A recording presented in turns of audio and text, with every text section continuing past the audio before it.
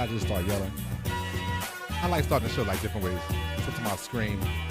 Sometimes I'll yell. Sometimes it's like, woo! I don't know. I like doing it. It's completely unnecessary. I kind of like it. I am a child. It's okay. I keep trying to tell people that. Happy Friday. What's up, Tiff? Hey, how you doing? It is no longer Real Estate Friday. It's it is just whatever we talk Friday. about because we tried the real estate thing and we just went No, left. it worked. It worked. It It works just when pivots. that's- yeah, Pivots. it It's a pivots. pivot. It's a pivot. It's a pivot. It's a pivot. We just pivot a lot. A lot of pivots. I like pivots. It's not so much that I like pivots. I like the idea of being able to pivot. Yeah. But anyway, happy Friday. Welcome to Integrity's Business. I'm your host, Mickel, and that's our co-host, Tifphani Johnson. Hello. And like always, our show is brought to you by the Business and Personal Finance Empowerment Academy. Registration is going on now.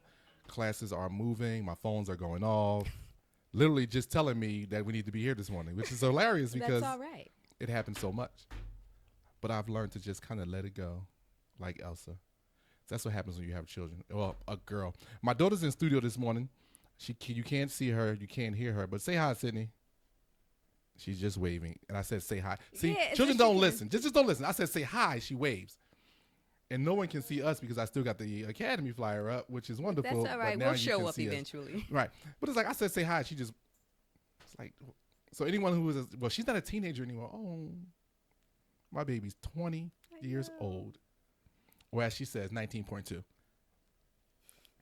Which she just loves saying 19.2. She says she's 19.2. I like it. I'm sorry, 19.2.0. She just corrected me. I'm Oh, cool with okay. that. 19.2.0, which is cool. I think a lot of young kids are going to start hearing that and saying 19.2.0.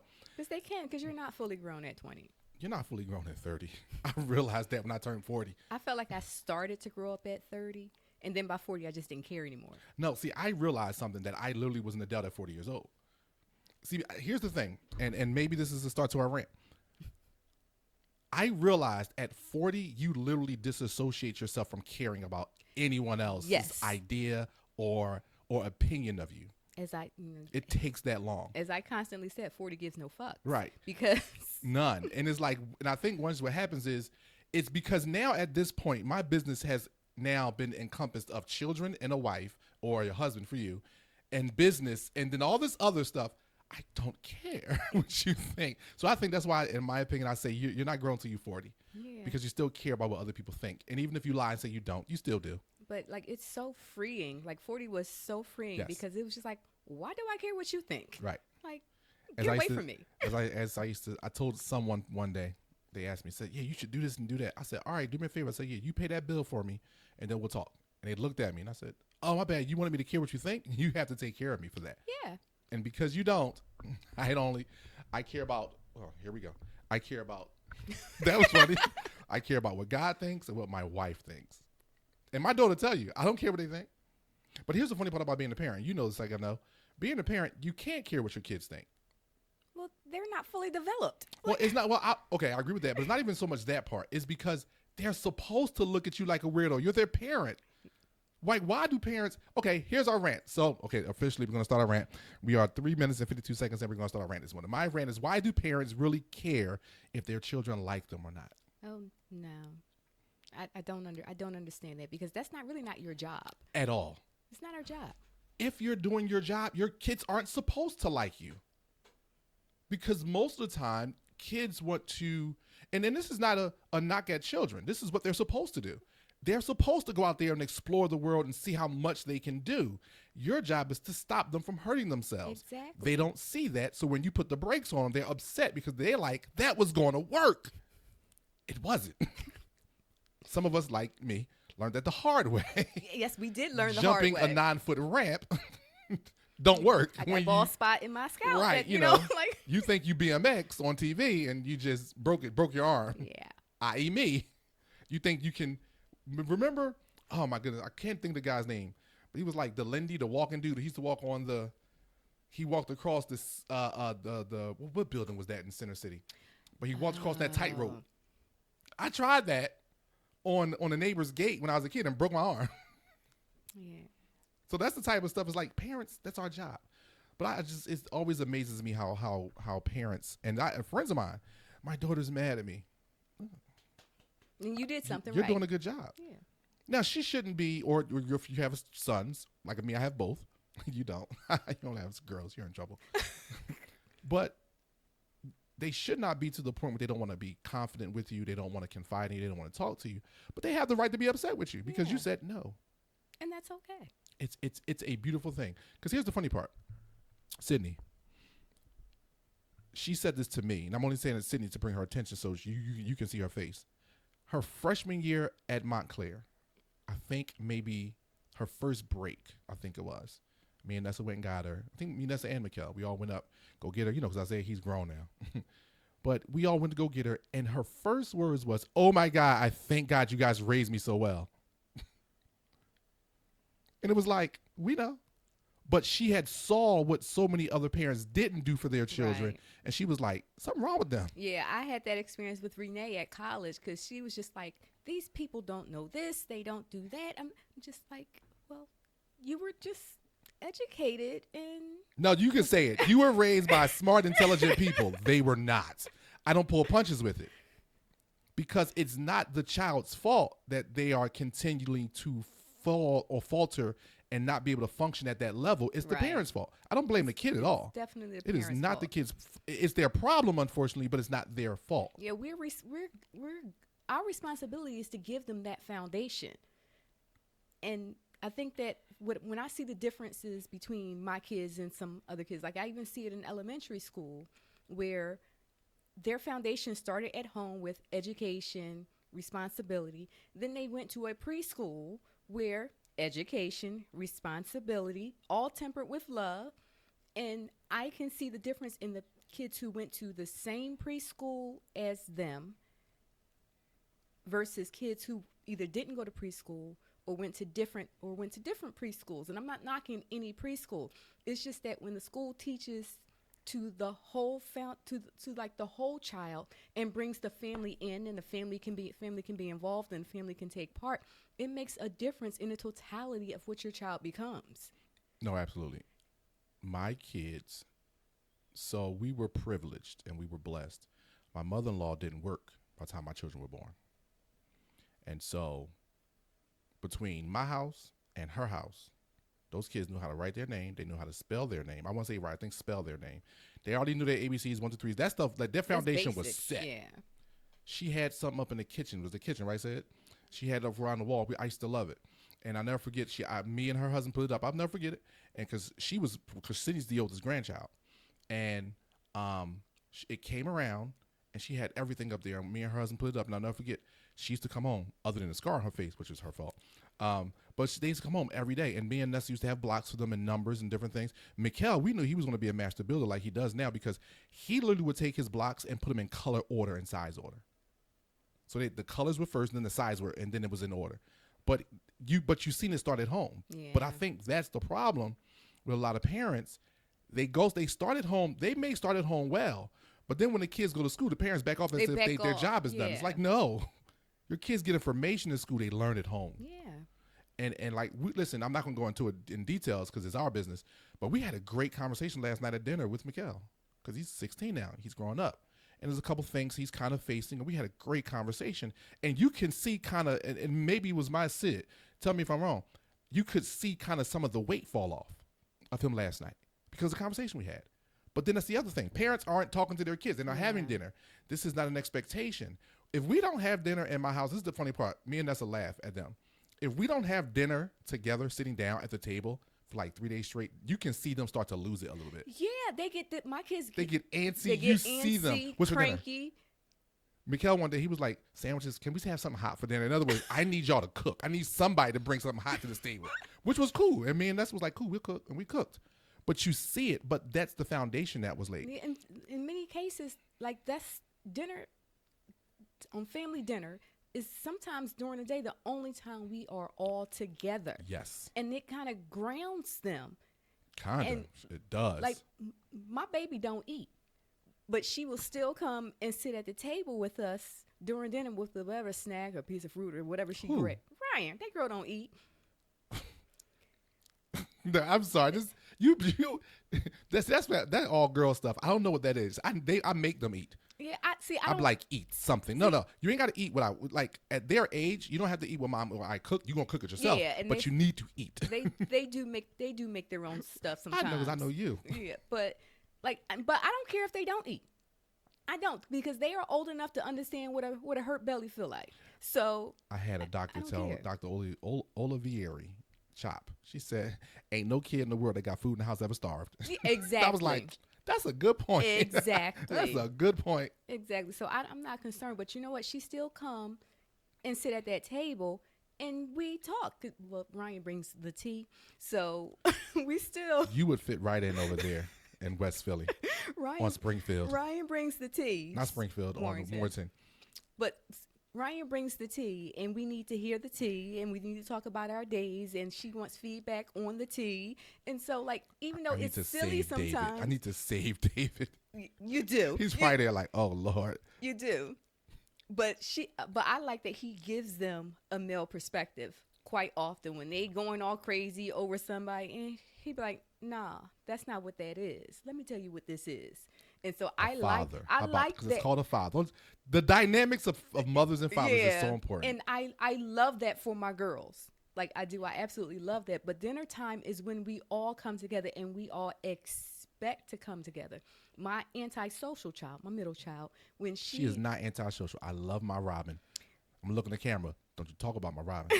But I see, like, she's not very talkative, but when she's not at dinner, you'll see over the next couple of days she becomes more talkative, because even if she wouldn't say anything at that table, she missed that connection. Mm-hmm. And it seems so small. It's 45 minutes. It's humongous. Yeah, it's 45 minutes that we actually connect with each other in like an unforced fashion. That was a part of the conversation last night. Remember your team. Remember your family. Remember those that are around you that have you and will never let you go by yourself. One of the things I don't like about teachers sometimes, you get these teachers who, and I get they think they have good intentions, but their words come out sloppy.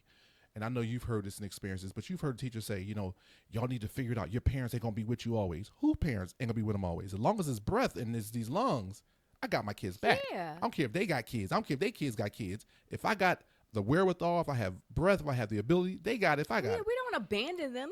But that's a perspective that kids get sometimes. Now think about it. If a teacher says that, and sometimes a teacher they start that in middle school sometimes, depending on the teacher, depending on the classroom, depending on the kids. Because sometimes you'll have a classroom where kids are disruptive and there's a couple of students that are still zoned in, but you'll have these teachers that's trying to get control of the classroom, and they just start saying things that they think is going to shake the kids. And in my opinion, some of the words that they use are just missed. Yeah.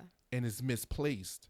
And then sometimes you can give kids, because now think about it. If you get a kid that hears that your parents are not going to be with you always, and then this kid goes home and for the next week, mom has to work late, or mom or dad or mom, their work schedule is different.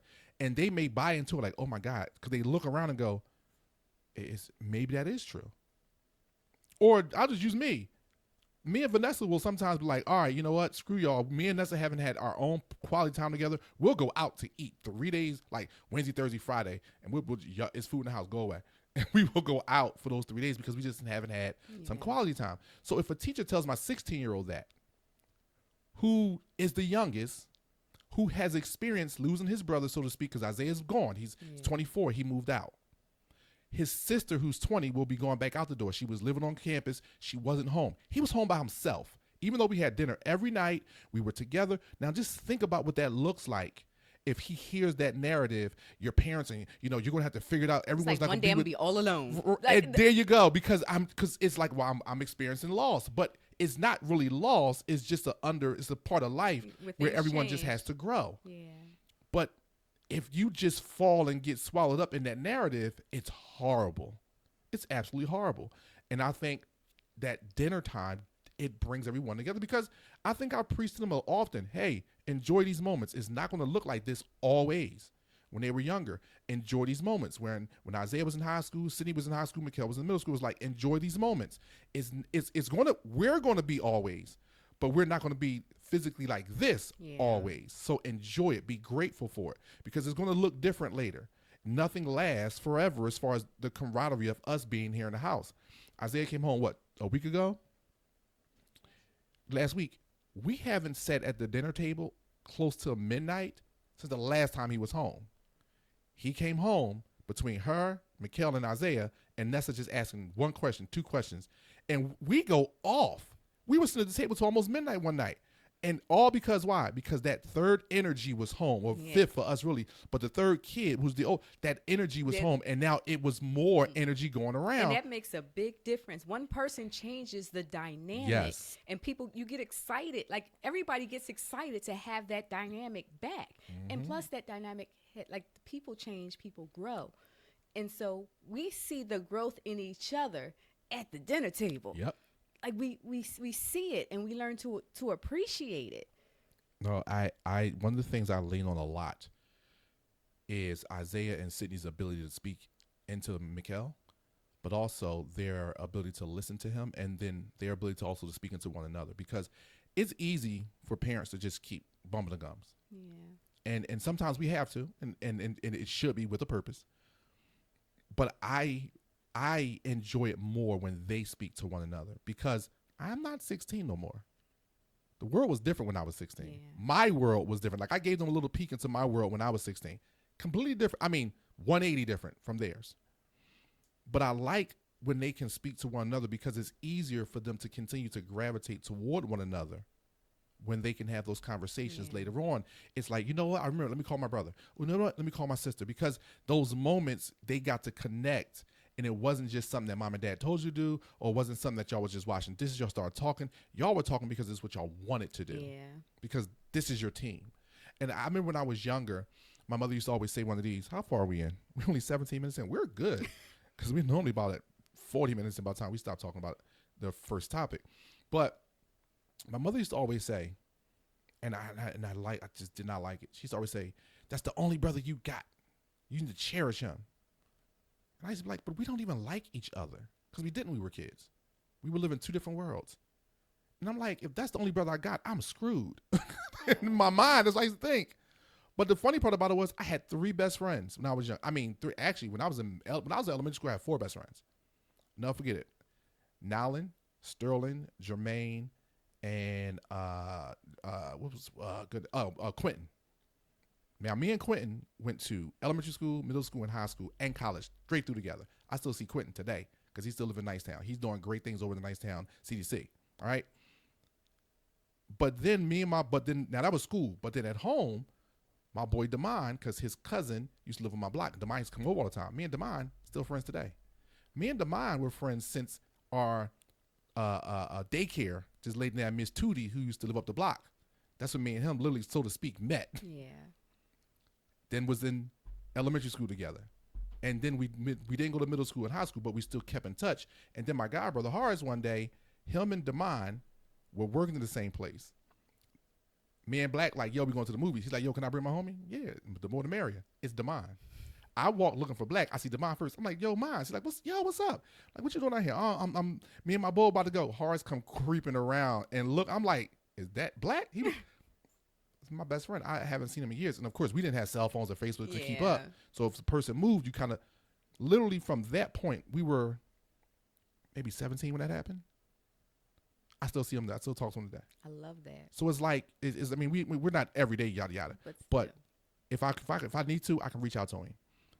Those are the type of things that you can build when you're younger. And if your parents tell you you will never build that, then sometimes you won't even look for it. Yeah, and you don't understand the value of it. One thing that I realized as an adult when going through real hard times, if I'm ever alone, it's because I choose to be. Yep. I never have to be alone. There was a period of time where I was going through it and somebody was checking on me every day. It was as if they all got together and made a schedule because somebody was checking on me every day. And it's because they were used to me connecting with them and I wasn't connecting. And it's just, the old saying, it takes a village. Oh, yeah. Everybody needs a village. Yep. These lights are bright today. We are shining. Like, I mean, I'm not going to stop, but I'm just getting on my nerves right now. Because we missed that other light, and I got these lights. It's weird right now. It's annoying me. Anyway, so, all right. So today we're talking about the Academy. Let's actually get to some real topics today. Yes. Because it's almost time. 20 minutes in. Ran over. That's all right. So one of the things is why Sydney's here today is because we're going to record to get some information out to the people. But one of the things I wanted to talk about is the importance of just information, because I think a lot of times misinformation can become a larger piece of why people don't do things. Yeah. And also become a large piece of why people do things, and then when it doesn't work out, they're upset. It wasn't that it was bad or you were wrong. It wasn't correct from the beginning. The information wasn't. And so one of the things I really wanted to dive into today was, how do we keep, and I'm asking you, I know the answer, but I'm asking you from your points, for your perspective as well, how do we keep integrity in everything we do when we're teaching, when it comes to the Academy? Because we're not charging a lot of money, because our goal isn't $1. If our goal was $1, I would go teach at university. I got the degree. I can go get another one and go get a teaching certificate and go teach over at Princeton somewhere. I don't know. But that's not the goal. The goal is to get people, because here's the reality. And this is something that I'm going to look it up right now to see what it looks like today. And I normally don't use this on my phone, or normally don't jump on my phone. But it's like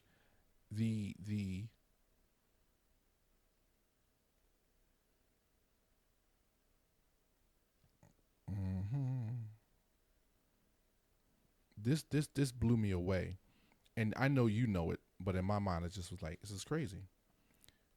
In 2023, the homeownership rate for Black Americans was 45.9%, significantly lower than 73.8% for whites in this country. Look at this. Black Americans, homeownership, 45.9%. White Americans, 73.8%. Asian Americans, 63%.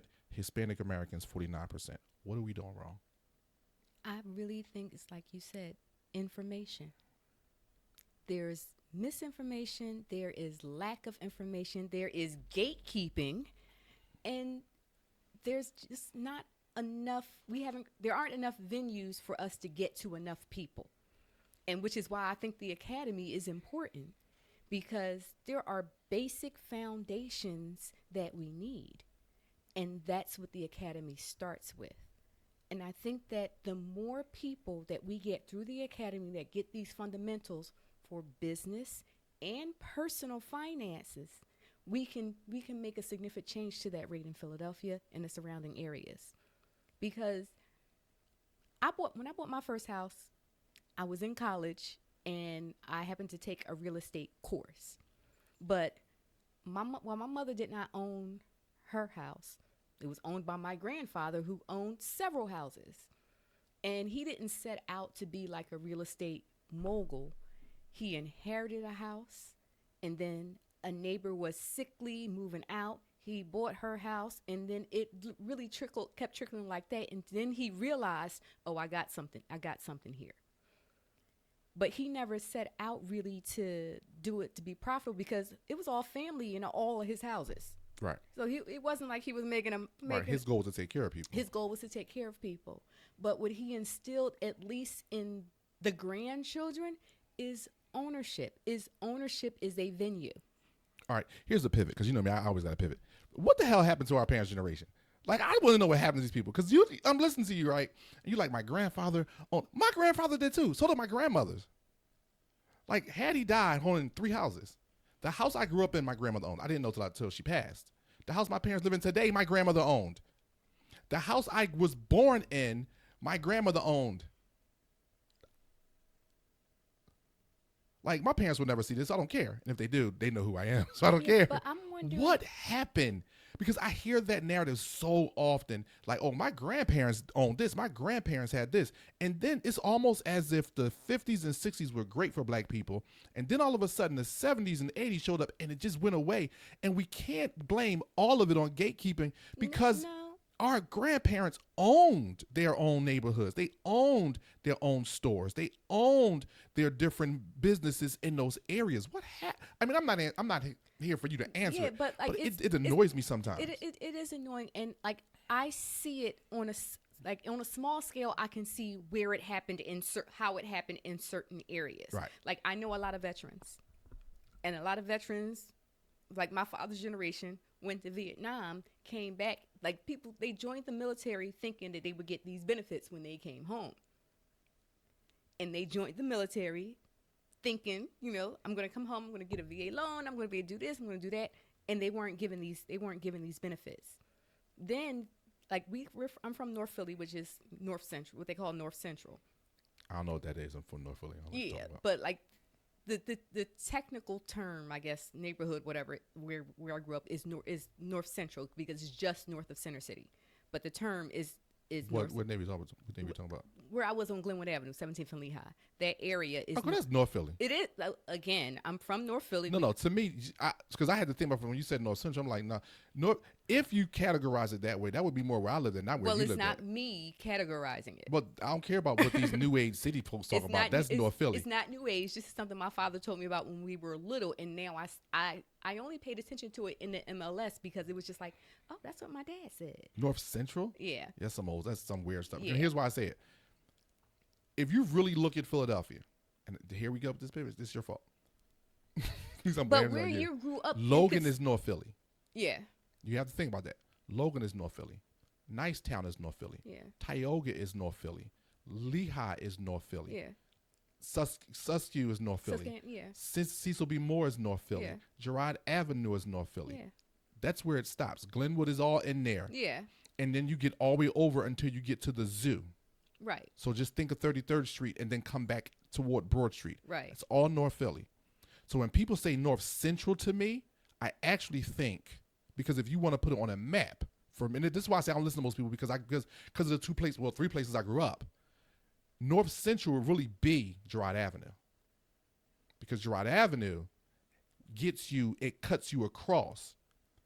When you think about it, Spring Gardens on the backside, that's West Philly now. Right. If you go if you go to the other side of the Art Museum, that's the Art Museum Central. That's West Philly now. Girard Avenue brings you clean across yeah. straight down to the zoo, which you're now in West Philly. 33rd Street, now you're cutting back over to the park, which we know the park is really in West Philly. Yeah. But the other side of the park or the other side of the neighborhood is North Philly. So that's why I say North Central would have to be Girard Avenue, Girard College, where you went to school at. That's all North Central, 29th Street, 33rd Street, and then you would kind of break off around. It goes from there back to Broad and Lehigh. To me, that's North Philly because the reason why I say that's just, and okay, so let me ask you a question. How are we talking about directions? When you say your dad said, or your grandfather said North Central, where he was saying it was the center of North Philadelphia or from Center City? And that's what I'm asking. Well, from my grandfather's standpoint, it was the central of North Philadelphia. From my grandfather's standpoint. So that makes perfect sense. From my grandfather's standpoint. That makes perfect sense. My father, my stepfather, who still I call me, rest in peace. He was the one who was the government conspiracy watcher. I love him already. I never met this man. It was funny because the stuff that I laughed at when I was a kid, now you're an adult. Now I'm just like, oh my God. That's what you get. But some of the stuff like is now I'm seeing has been documented, and I thought it was just stuff he was spouting off. I thought it was just stuff he was spouting off. Right. But regardless, he gave me a history lesson that honestly I do not remember of why they termed that North Central, and it was because the money from Center City was coming up that way. Right. And that's where it came from. They wanted to push that little section of North Philly to be part of Center City. I can buy that. I can buy that. And the reason, and he watched it happen, and he told me like what happened with this building, what happened with this building, because there was this period of time in, I want to say late 70s or early 80s, where they came through, they did a reassessment. That was 69. And the only reason how I know, because I do know, history, because my grandmother moved on Flora Street, and my dad was born in 57. My dad was 8. So when they moved on Flora Street, that was 60, he was 3 at 5, 65. Because my grandmother told me in 69 did a reassessment. But what they did was they said that all these properties have doubled in value. Yes. Doubled. Yes. Yeah, so let's talk about the same thing. Yeah, so I said 69. They all, thank you. They all 69. doubled in value. And then the aging population there, they could not pay the real estate taxes. They moved to Logan. Yeah. I know. Yeah. Yeah. They that whole corner, Pennsylvania Avenue to 29th Street, 20 from Pennsylvania 21st Street to 29th Street, Pennsylvania Avenue, come up. Yeah. That's why today, Spring Garden, Mount Olive or Olive Street or Mount Olive, all those blocks in there, Brown Street, 24th Street, Fairmount, before you right toward the prison, come up to Yeah. Brown, all of that. That's why all that property still valued at what it is. It's because of 69. Yeah. Because there was another reassessment done in the 80s, and they cut Girard and they made Girard Avenue the breaking point Yes. because of Girard College. Yes. Because they start letting people that look like you in there. Yeah. And that's why they did the reassessment, because all those kids that look like you in there, they did the reassessment and they made Girard Avenue the cutting point. And then black folks came back up. Yep. Because I think about my cousin who told me when he bought his house on 29th Street, because my grandmother was already living there, and I think about a couple of the families who I know, they were like, oh yeah, in the 80s we moved up here. My grandmother was there already. Yeah. And the reason why, because my grandmother worked at the post office. So when she bought her house, she bought it because it was closer. Her and her husband, my father's father, and I always say my father's father because I didn't know the guy. He's one of my grandfather. My grandfather's Herb. Anyway, well, it's a technical thing. Anyway, but when they moved, they brought the house because my grandmother worked in the post office, and I think James was with her at the time. Anyway, but that's how they brought that house there. But they were the first black family on Floor Street. And then over the years, you've seen more black people sprinkle in. And then I'll never forget, my dad said we had already moved because my brother was born, I was born. We were living in Logan at the time now, and I do remember to this day how more black people sprinkled in on my grandmother's block. Because I remember when I was younger, you would see white people walking to the store, not but then for the most part, you see a lot of black people start showing up because it became North Philly again, so to speak, because they made the reassessment in late 70s, early 80s, and then of course Reaganomics showed up. Yeah. So we ain't gonna dive into that. But that's why I say, and please, I don't want anyone to take me or to think when I say what happened. I understand the 80s. I understand crack. I understand welfare. Completely understand. I have friends who are to me, they are casualties because of those things that moms and dads made decisions on. But with that being said, you have other people who families own businesses and their children just didn't take them on. Yeah. Because for whatever reason. And they may have had their own reasons, but I just don't get it. It's like, you can do this, and it's almost like we wanted to be superstars at one point. I don't know when that happened. And that's for me, that's my real question. Like if and you know me, I sit down with older black men and older black women when I get opportunities for women, but more or less the men I know who I can gravitate towards. But I really want to ask the question, what happened? Because some of the older men that I talk to, they don't make excuses. They say this happened, this happened, this happened. And one of their larger assessments of what happened to our communities was our children didn't want the businesses we own because they wanted to be rock stars. Now, I don't know where that came from or like what happened, but that was one of the larger assessments because I'll never forget. One of the guys who I speak to now, he owned a mechanic shop and he had 2 corner stores. He has 3 sons. None of his sons wanted to deal with it. It was almost as if they thought it was beneath them. Yeah. And to this day, they ain't doing great things. I ain't gonna put their business out there. Well, no one know what I was about anyway. But it's not like they like rocket scientists or doctors or lawyers. Like something they went into these great professions that their father like, all right, I get it. Y'all didn't. So it's like, what happened? And these are the men who were telling me, not their fathers. This is them that's telling me. So it's not like I'm getting information from their fathers. I'm getting information from them. And they're like, yeah, man, I wish I'd have just listened to my dad. I wish I'd have went this way. I wish I did that. And you'd be like, well, what happened? Yeah, and that's sad to watch because even a business that you don't want can create a foundation for you. It's already there. It's already up and running. Just learn it and have it just be a launching pad for something else. And we weren't. Yep. I feel like we weren't. Like I get the wanting to be a superstar thing, and wanting to be a basketball star thing because it was all ball in the hood, but it's because it was cheap. Yeah, because it was basketball cheap. Yeah, but thinking about how you said people wanted to be rock stars, just using that example, you wanted to be rock stars and then didn't do anything with it or do anything great. that time of us coming up and wanting to be rock stars, when they started taking music and arts out of schools. Yep. So these people who end up being rappers, they don't know how to play instruments. They learn how to use like the computerized music and stuff, and that's fine. But it's because they didn't have access to the instruments.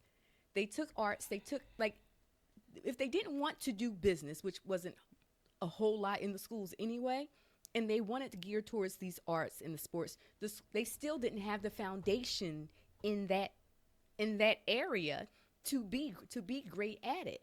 And I think that if they wanted to do something else and the parents didn't have the means to foster that, then they falter. See, I ain't talking about those kids.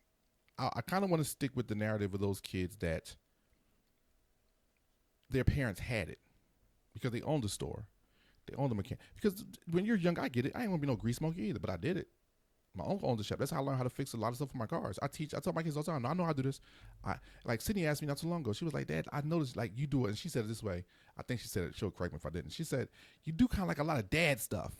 And I was like, what?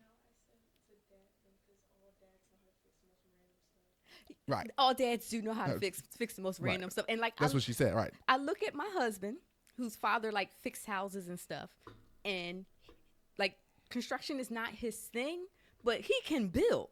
Yeah, and he can build in. because his father forced him to come with him to work on yes. houses. I can do sheetrock. I can do listen, I done changed stuff in the house. I did you see my I redid the whole dining room. Yeah, but that came from, I think my grandfather's generation. Mm-hmm. They call them the silent generation. Right. They didn't enough of them didn't force their kids when they were young to do something with them. They gave them options. Listen, I ain't mad at that. I give my kids options. I'm cool with that. Yeah, but you all, like, say for instance, my grandfather, it was mechanics. That was his thing. So all the men had to do work. All the men had to work at the shop. And so even though they grew, like, he fostered entrepreneurship in all of his grandchildren. So even though they didn't want the business, entrepreneurship and how to run a business is something that they were brought up in. So they use some of what they learned there to do other things and be successful in other things. But it goes back to what you just said. Now I'm going to sit up on this one because you got me all excited. Nobody was smart enough to be like, I'm going to use that to be my platform, to be my springboard. I told my kids, my business is for you. You ain't got to run it. You need to learn how to do it. And then you'll hire a director who will just run the day-to-day if y'all don't want to do it. But you're going to learn how to do it. Why? Because it's just your platform. It's your springboard for you to do whatever you want to do. It will bring you money. Like, that's the part that I don't get. And I'm not even talking about your grandfather, because if he's running stuff and he's teaching, no one had the thought to go, I'm going to take this. And that's my part. It's like, if we figured it out, they're older than us. I know they figured it out. And that's the part, because it's not like, I get kids today. She's been on her phone since we got here, right? So I get kids today. They don't know how to figure things out because the answer's always at their fingertips. Right. They don't have to sit for a good minute and go, what the heck am I going to do? And how am I going to do this? And they don't have to sit in their mind and just rerun it over in their head. Yeah. Well, no, that's not going to work because now I'm stuck at this point. They don't have to call someone and say, listen, I'm thinking about this. I was da-da-da-da-da. Because the answer is at their fingertips. We didn't have that. We sat in a room, a living room, your bedroom, the kitchen, wherever, and you just was like, oh my God, and you wrote stuff down and you tore it up and you wrote. And then if someone came in, yo, help me out real quick. I'm trying to figure this out. And you get to a point, I keep getting stuck here. I know that our parents had that because we had it. Yeah.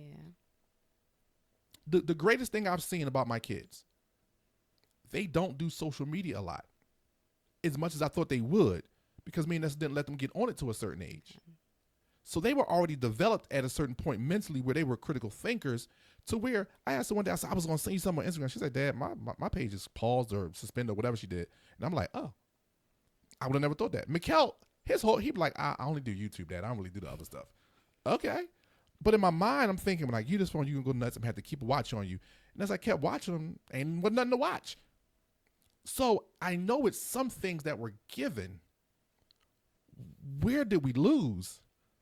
And I'm not saying we have the answer, but that's always the thing that ponders me because because my whole thing is I want to learn from our forefathers, not John Jefferson and Benedict. No.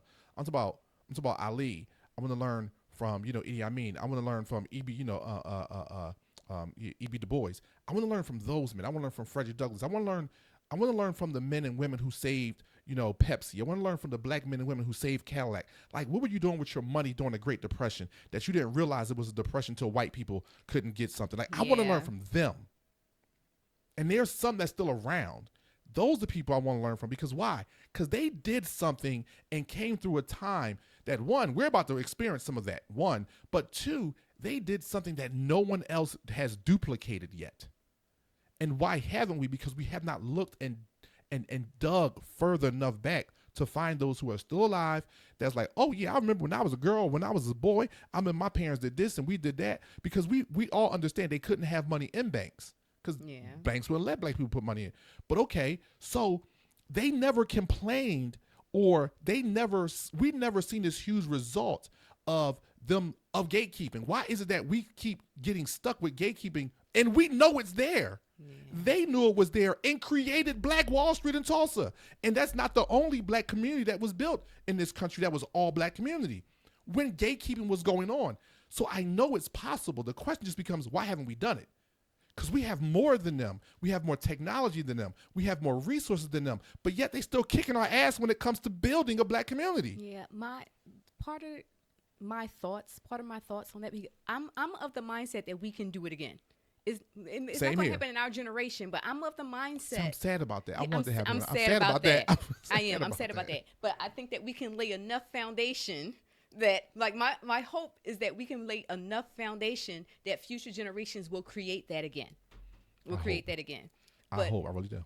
But like what I hear a lot, and I've heard this from like my stepdad about the massacres, the riots. When we build enough, white people come in and burn it down. Basically, that was the white people come and burn it down without any repercussion. Right.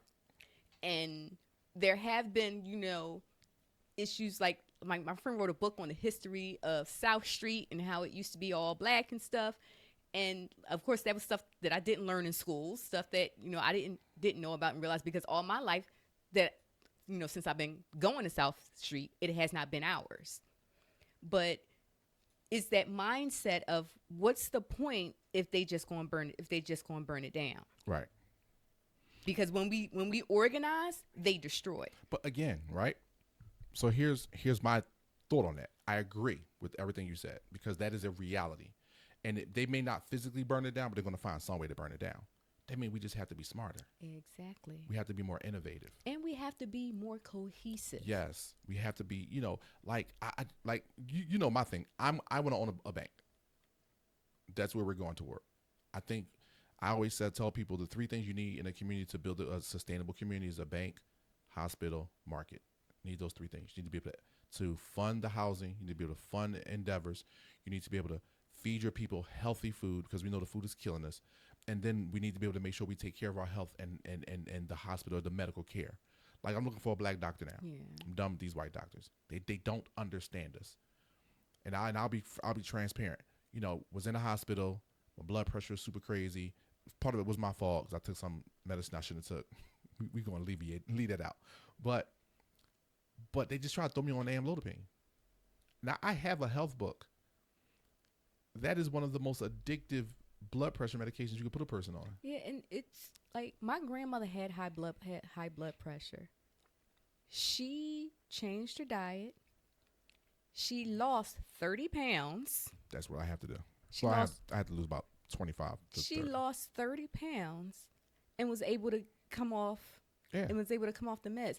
And the thing, like, what got me about blood pressure medication is that you can't eat certain foods. Right. And so if you can't eat certain foods, why don't I just not take the medicine and eat these certain foods Like that. Yes, you watch this.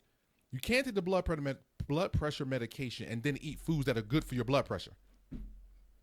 I took the amlodipine one day. One day. First of all, when I took it at night because I was told by a couple people I know. I kind of did my research, did some due diligence. Yo, you know about this? Man, this stuff make you loopy. I ain't never taking that again. I'm like, all right. So I'm listening to people. I take it. I fall out. I mean, done. As necessary. Like, this what, like, it wasn't like an hour or 2 hours. I took it and like 20 minutes later, I was like, I'm on my bed. I'm like, I'm going to sleep. And she's like, what's wrong? I took the amlodipine. So I just closed my eyes and went to sleep. The next day, I did not take another pill. My body went into remission on this thing. Head killing me. Check my blood pressure. It's up. I look at the side effects. If you don't take it, if you come off without doctor, your blood pressure could go back up. Why not? I'm not going to cuss because it's serious. How is it that something that's supposed to be helping me is killing me? Why would I take that? Why in the world would you? And these doctors don't just take the medication. I literally watched a little small. It's like a quick 20-minute little. It's like a documentary, so to speak. It was like a really short, so it's really not a documentary, but whatever. How would you categorize that? 20-minute little like dissecting of a topic. Would it be a documentary or would it be called something else? Second, speak up. Okay. All right. So it was a small documentary for like 20 minutes, and it was all about like heart health and blood pressure. At the end, it's this one lady, and she's on there, and she's funny. She like this light skin. She's like, yeah, you could. She's like one step from smacking her lips and like turning it in, but she's not. Those people. But she's not there yet. She's like one step, but she's funny. And she was like, I was so upset because I went to my doctor, and he tried to put me on blood pressure medication. I said, let me ask you a question. She said, yeah, all my other tests are coming back normal. He was like, yeah. She said, well, I was told by my grandmother that if I eat a half a grapefruit every morning, that grapefruit literally brings down your blood pressure. Is that true? He said, yes, it's 100% true, but I need you to take this blood pressure medication. She said, I just looked at him and was like, did you hear me when I asked you the question? And she said, he was like, yeah. Did you hear you when you answered the question? Yes. So why would you tell me to take the blood pressure medication when you just said, yes, a grapefruit, eating a half a grapefruit every day for about 2 weeks will regulate your blood pressure? Why can't I just eat the grapefruit? Well, I don't think you're going to be disciplined enough to eat the grapefruit, but I'm going to be disciplined enough to take the pill. Like, and then like that was like kind of, but it was awesome. And I'm like, this is retarded. This is what we've come to. And I get it. Sick patients are better than dead patients. I get it. And they're no good. Your whole industry collapses if we're all healthy. I get it. But it's like, no. I told Leo, you know, I enjoyed the gym again, and I knew this last year, so this is not a shock to me. Like, oh, Mickel, your blood pressure's high. I got it back together, but then I just broke and I ate what I wanted to eat and did what I wanted to do. So discipline I didn't use, but now this time around, because there's another piece to this that I'm not going to talk about now. Okay. There's like, yeah, I gotta take this more seriously because my goal. I have one goal in life, and you know this. I have one goal in life. Everyone says I got a million goals. Mickel has one goal. My goal requires the accomplishment of about 15 to 20 things, but I have one goal in life. And my goal in life is to be sitting on my porch with a hound dog and my wife in my 90s. That's my goal, which means I have a whole lot of things that I must do to reach that goal. It's a whole lot of discipline I must have to reach that goal. That's my only goal in life.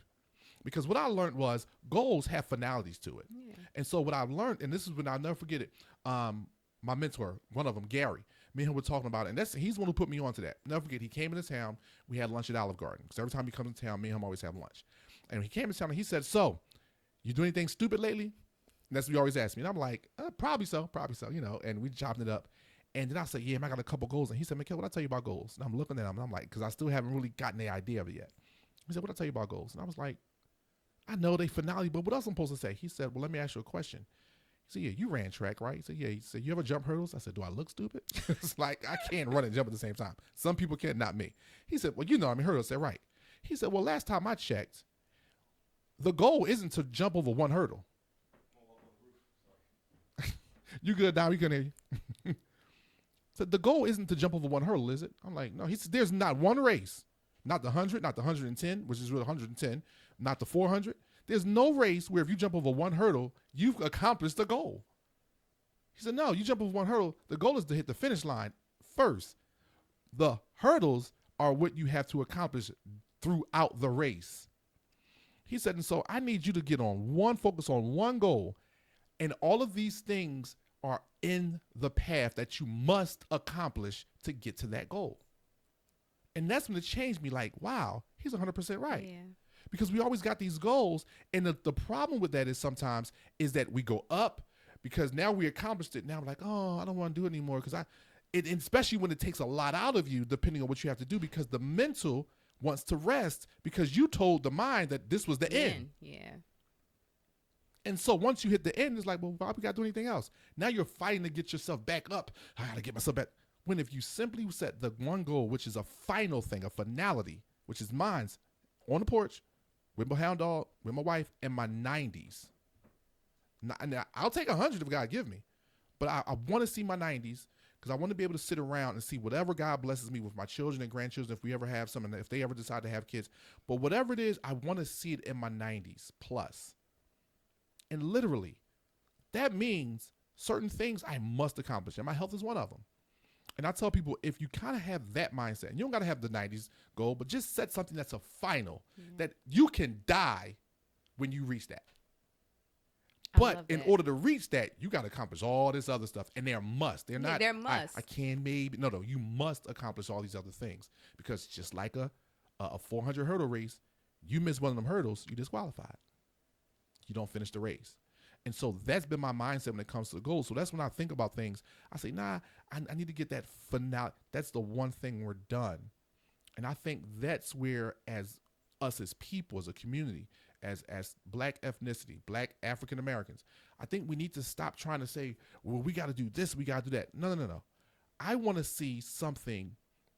My vision for my community is to see us empowered, to see us encouraged, and to see us enjoying this journey of life. That does not end because I helped two people. Right. And I also know that it's so bigger than me that I need help, because there's no way that I will reach every black person on earth, which means I need a team, which means I need help. I need more people. So I never think that it's something I'm going to be able to do unilaterally. I already know, because of what I want to see, it's something that's so much larger than me. I need more than I have. And that's financially, that's physically, that's emotionally. I need more constantly. That's a part of me. That's why I drive myself the way I do, because it's not just about me. Because the one thing I know is my daughter needs a husband if she wants to be married, which means she needs someone who's raised like her. Yeah. My sons need a wife if they want to be married, because it's their choice. They don't have to be married, but if they want to be married, this is what they desire. And my daughter's husband has to be Chad. If there are any Chads out there, Chad, help me out. Yeah, she hates the word. She hates the name Chad. Like, look at her face. Look at her face. Look at her face. Look at her face. I had to say that because she was here. If she wasn't here, it wouldn't be the same funny. So it has to be a Chad. Chad, if you're out there, call me. Hit me up on YouTube. Hit me up. She's cute. I got you back, Chad. But it's like, but these are things that are necessary. But they have to be, because why? I'm not mad at some other man's son. If she likes my daughter, I hope you do. But I need you to be prepared for yourself and for her, because for me, the only reason to get married, and people say, I get married for love. That's not my thing. Enjoy yourself. I tell people 2 reasons to get married. If you love someone, that's not a reason to get married. You love someone, you get married because you want to grow up and you want to grow old with that person. Yeah. That's why you get married. Because it's like, love is the thing that's like, it's good, but I want to grow up. I'm so interested in you. I want to see what you look like 50 years from now, because you just intrigue me. Vanessa intrigues me. I told her this morning, when she talks from that place of authority with her confidence, that person, I just sit back and revel in her. That's the person you want to grow up and grow old with. If you don't want to grow up and grow old with anyone, leave them alone. Yeah. Because we change every 10 years. And so having these ideas and having these molds of we want to move, I think that's why, see, when we say, black people can't work together, it's not that we can't work together. We don't all have the same end game. Right. Well, of course, I can't work with someone who had the same end game as me. If your end game is to do this for 10 years and then sell it, and my end game is to work for 20 years and give it to my kids, we're already off to a bad start. Right. We got to have the same end game. But that's why, you notice my vision wasn't about nothing about stuff. It was about empowerment, encouragement, and enjoying your journey. Because Everyone's journey is going to be different. Yeah.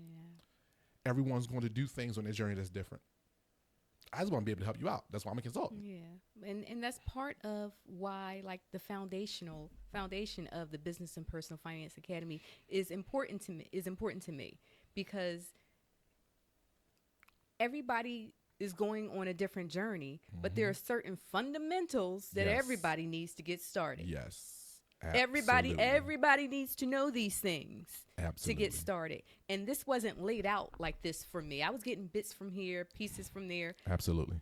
Like, I just like the way that you structured the class, and I'm excited to be a part of it, to be able to help out with it, because you know how I feel about real estate. Get on my nerves. Yes, No, I will get on your nerves about real estate. I just love houses. And no, stuff. you don't get on my nerves about it at all. I think every day that me and you talk about real estate, I remember when I took the classes years ago now, and I have to take them again, but I think you have been that person who has taught me so much about it that I literally don't have to go to class.